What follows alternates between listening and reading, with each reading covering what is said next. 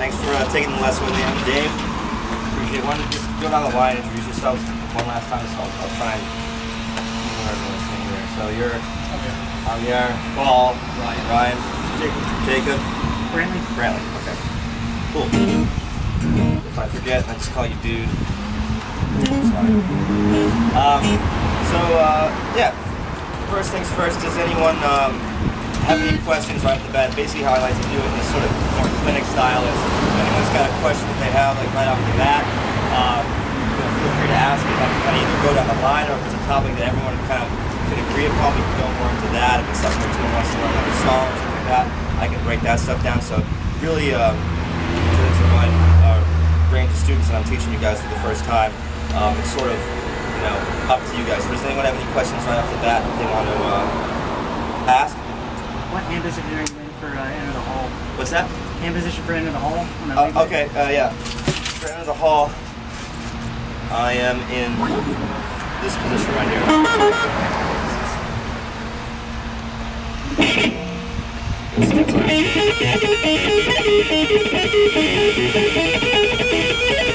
So I'm right around, starting on that, playing that E note on the 9th fret on the G string.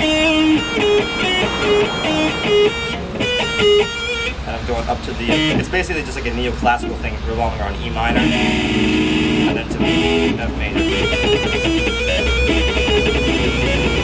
So to break it down slow, 9th fret on the G string, 12 and 12 on the B string. Yep. And then going to the minor third, go to X and F. Yes, you're going to want to do, Jacob, 12, 10, 12. Oh, okay, so are you an E? Yeah. Okay, that's fine. So that would be, so 8th fret for me, on the D string.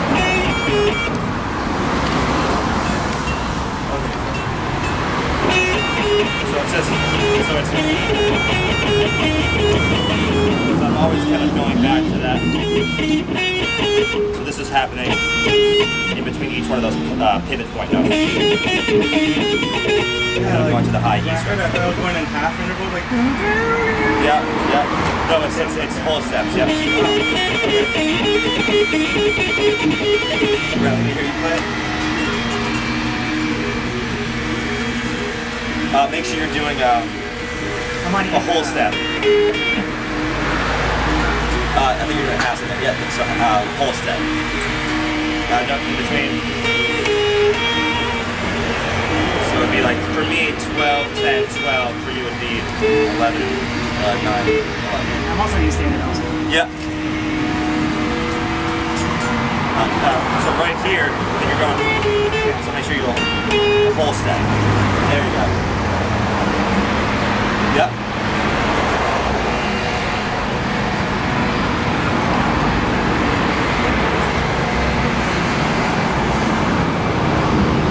And then you're hitting that high E string on the 8th fret as well. Yep.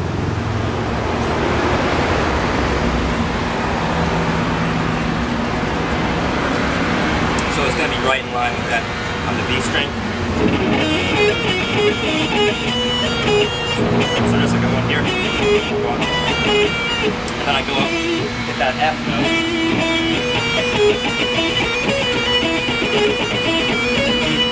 So that's where the half step comes into play. It's going to be 10th fret, 13, 12, 13. So kind of the same thing as before, in terms of what strings I'm using. Where I'm going from the G string to the B string, back to the G string, to the high E.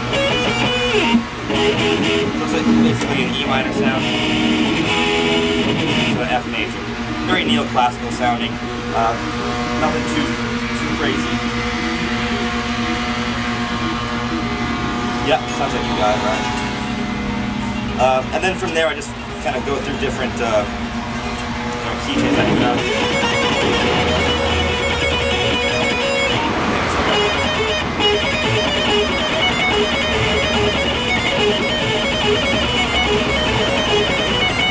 that part's pretty cool, so I'll show you guys that part. It's like 14, that's going to be 17, 15, 17 on the B string, and then they give it a little bit of a different sound. And then that's the 5 to flat 5. C, so that would be 13th fret, 15th fret, 14th fret, 15th fret.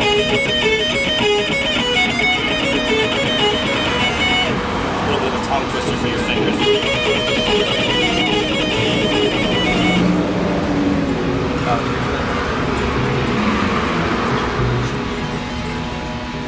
Back to that note, yep. Yep. Yeah, same thing. So, and then that would be a 13th fret. So,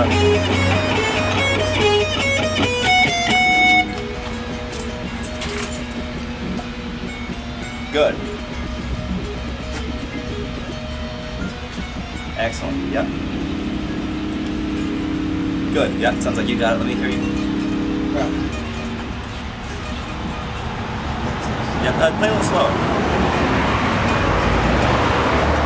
Perfect, yep. And you can kind of hear how that's, you know, now it's going outside of the key of just A, E minor to F major. I always like to, you know, try and, where I can, take it out of the key a little bit, you know, go to different musical territory, just because, you know, that sort of neoclassical sound has been done a lot. So finding ways to kind of, you know, have that, incorporate that sound, but also take it in a different territory, I think it's kind of cool. It's sort of something familiar, but something fresh and different, hopefully, as well. And then the final lick here is actually pretty cool, too. It's a little, you know, really neoclassical sounding.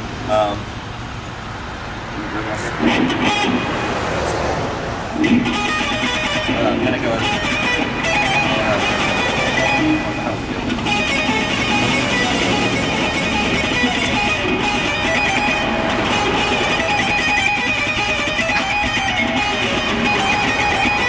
oh no, sorry.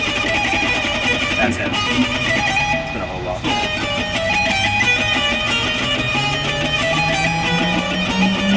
This is all in A minor now, so it's going from like an E minor to F major, going through key phase now, wind up in A minor.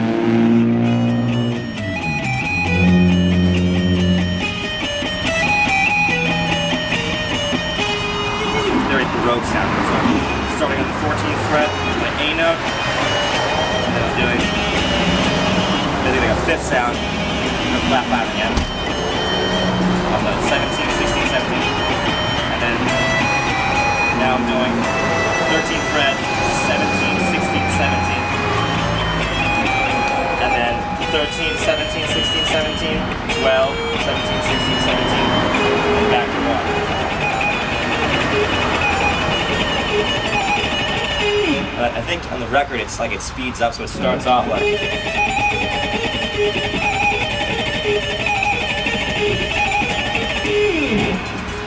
So just a ramp up, because what I'm going from there is I'm going to this riff that happens immediately after that.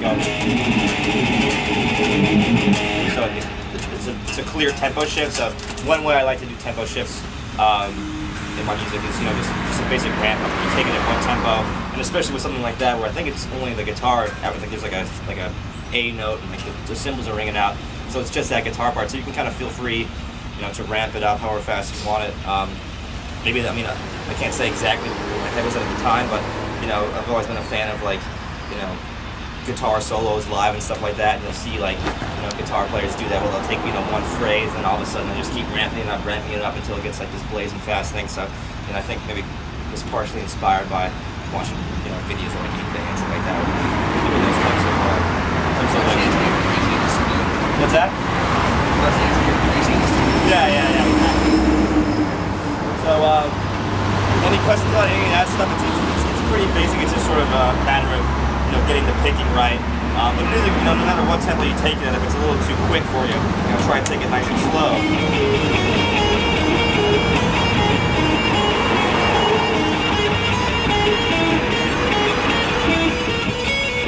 And you can price it with alternate picking. You can price it with economy picking. You can price it with,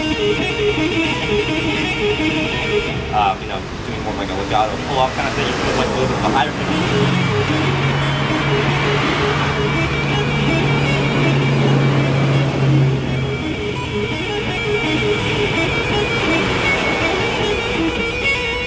So you can practice it a whole bunch of different ways, and that's sort of how I like to approach a lot of stuff. I like to try and get as much mileage as I can out of one lick, trying to practice it with 3 different techniques if you can, 4 different techniques, however many you can, just so it's not just like, oh, I learned that one, but now I can move on. You never know how much stuff you can get out of something just by looking at it different. Same thing with like a scale. You can play a major scale like this.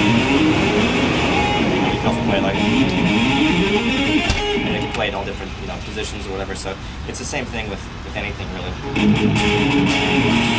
Any questions about that? That cover it basically. Cool.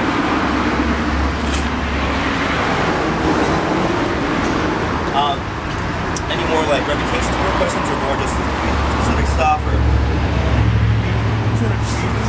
I learned to like I can play stuff.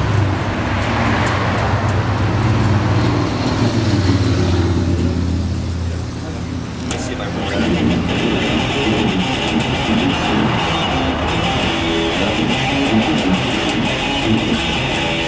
So this looks like the same. I think were you hitting the D string here? Yeah, like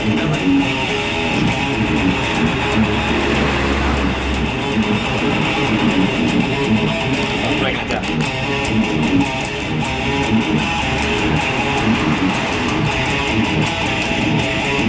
And I think when I play it fast, what I'm picking again.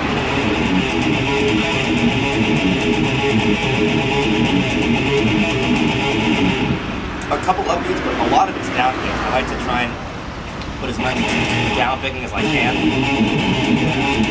Just because kind of grew up in that school of watching James Hetfield play and just so much down picking. It's just, I feel like for me, you can get really with good consistency, especially in the studio. Live, you do however makes sense, especially when you're talking about singing over some different parts, how we can make it work. But to get that all attacked, down strokes, you just get so much aggression out of it. One of the heaviest pieces in Master of Puppets, down picking on that. Right? You can even speed that up and get it really burning all down picking, so you can bump it up to BPM. Just really try and push your limits, how fast you can get your downstrokes. I mean, it does have a cool sound. Not to say that upstrokes aren't important,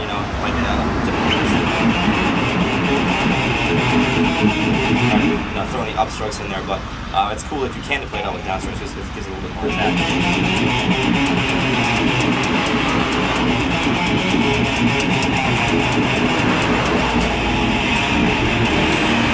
Yeah, so slow, it looks like you already have it.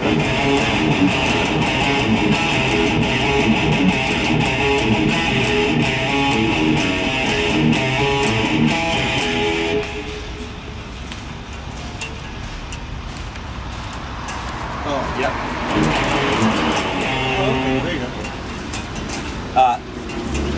Make sure you get that note. Yep.